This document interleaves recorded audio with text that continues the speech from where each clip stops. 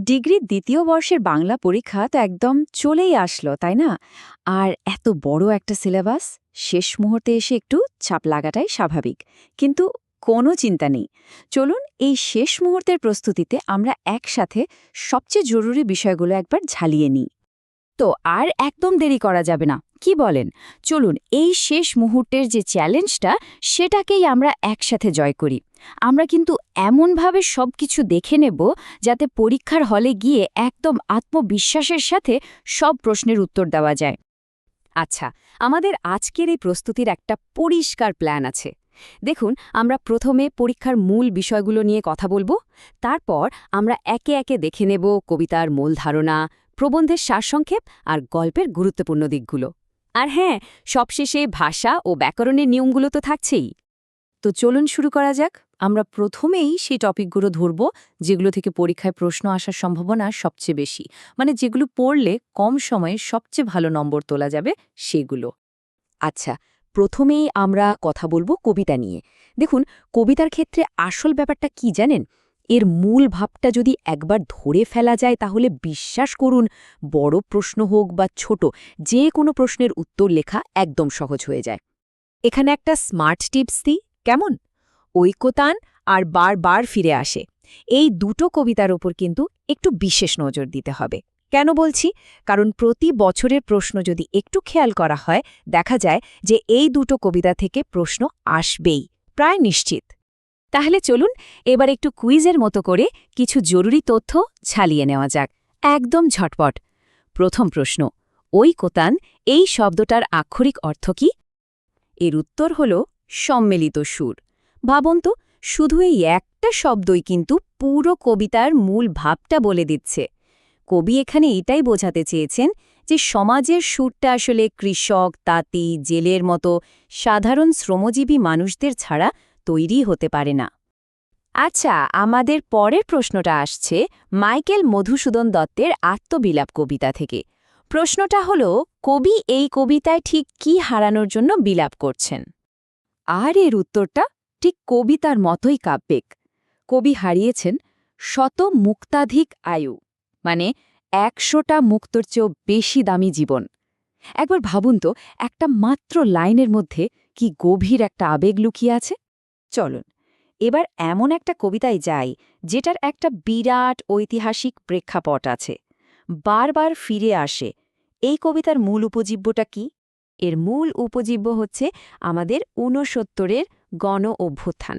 শামসুর রহমান কিন্তু তার এই কবিতার মধ্যে দিয়ে বাংলাদেশের ইতিহাসের এত বড় একটা মুহূর্তকে একেবারে অমর করে রেখেছেন। তো কবিতার জগৎ থেকে এবার আমরা চলে আসি প্রবন্ধের জগতে। দেখুন, প্রবন্ধে ভালো নম্বর তোলার আসল কৌশলটা হল লেখকের যুক্তি আর মূল বার্তাটা ঠিকঠাক ধরতে পারা।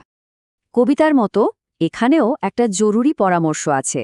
বাংলা ভাষা আর সংস্কৃতি কথা, এই দুটো প্রবন্ধ কিন্তু খুব খুব ভালোভাবে দেখে রাখতে হবে। পরীক্ষার জন্য এগুলো অসম্ভব গুরুত্বপূর্ণ। কাজী নজরুল ইসলামের এই লাইনটা একবার দেখুন, কি আগুন ঝাড়ানো কথা! আর সবচেয়ে অবাক করা ব্যাপার হল, এটা তিনি লিখেছিলেন প্রেসিডেন্সি জেলের ভেতরে বসে। তিনি কিন্তু এখানে একদম পরিষ্কার করে দিচ্ছেন যে তার বিদ্রোহটা কোনো রাজার বিরুদ্ধে নয়, তার বিদ্রোহ ছিল অন্যায়ের বিরুদ্ধে, শোষণের বিরুদ্ধে। আচ্ছা, বাংলা ভাষা প্রবন্ধে একটা বিশেষ ভাষারীতির কথা আছে, খেয়াল করেছেন? আলালি ভাষা। তো এই আলালি ভাষা জিনিসটা কি? এটা আসলে খুব সহজ, চলিত আর সাধু ভাষার একটা মিক্সচার বা মিশ্রণ। এবার একটা বেশ গভীর প্রশ্ন, কেমন? প্রমথ চৌধুরীর যৌবনে দাও রাজটিকা প্রবন্ধ অনুযায়ী প্রকৃত যৌবন আসলে কি? উত্তরটা শুনলে অবাক হবেন, মাত্র দুটো শব্দ, কিন্তু এর মানেটা অনেক গভীর। উত্তরটা হল মানসিক যৌবন। লেখকের কথাটা হল, বয়সটা কোনো ব্যাপারই না, আসল কথা হল মনের জোর। মনের দিক থেকে যে তরুণ, সেই তো প্রকৃত যুবক। আচ্ছা, প্রবন্ধ তো হল, এবার গল্পের পালা। চলুন একদম এক ঝলকে দেখে নেওয়া যাক কোন কোন গল্পের চরিত্র আর কাহিনী আমাদের পরীক্ষার জন্যে সবচেয়ে বেশি জরুরি। শুরুতেই একটা বেশ আলোড়ন ফেলার মতো প্রশ্ন, প্রাগৈতিহাসিক গল্প থেকে।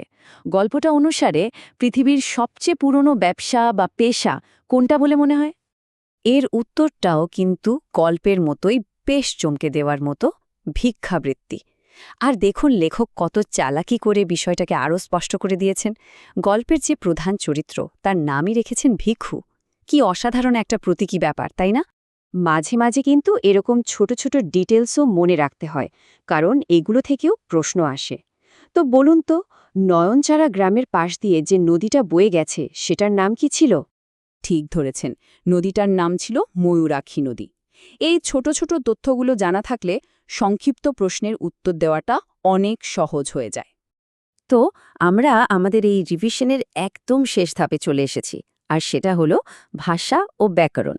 চলুন পরীক্ষার জন্য সবচেয়ে জরুরি কিছু বানান আর নিয়ম একদম ঝটপট দেখে ফেলি। আচ্ছা, সাধু আর চলিত ভাষা নিয়ে কিন্তু প্রায়ই প্রশ্ন আসে। মূল পার্থক্যটা বোঝা খুব জরুরি। এই যে দেখুন, এখানে কত সহজ করে দেখানো হয়েছে। সোজা কথায় সাধু ভাষা হলো একটু ফর্মাল, একটু পুরনো ধাঁচের, আর চলিত ভাষা সেটা হলো আমরা যেভাবে কথা বলি একদম সেই সহজ ভাষা। এবার আসি এমন একটা নিয়মে যেটা নিয়ে প্রায়ই আমাদের একটু খটকা লাগে, নত্যবিধান। নিয়মটা আসলে খুব সহজ।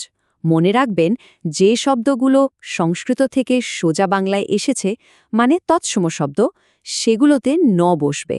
যেমন ধরুন ঋণ, বর্ণ, কারণ। এই শব্দগুলোতে কিন্তু ভুল করেও কখনো দন্তন্য ন হবে না। এখানে একটা সাল মনে রাখতে হবে, খুব গুরুত্বপূর্ণ একটা তথ্য। বাংলা একাডেমি যে প্রমিত বাংলা বানানের নিয়মটা চালু করে সেটা কত সালে জানেন? উত্তরটা হলো ১৯৯২ সালে। আমাদের এই ঝটপট রিভিশন তো এখানেই শেষ হলো, কিন্তু যাওয়ার আগে একটা প্রশ্ন রেখে যেতে চাই। এই যে এতগুলো চরিত্র, এত ভাবনা নিয়ে আমরা কথা বললাম, এগুলো কি শুধু পরীক্ষার জন্য, নাকি আজকের দিনে দাঁড়িয়েও আমাদের জীবনে এগুলোর কোনো প্রাসঙ্গিকতা আছে? শুধু পরীক্ষার জন্য নয়, বিষয়টা নিয়ে একবার ভেবে দেখবেন।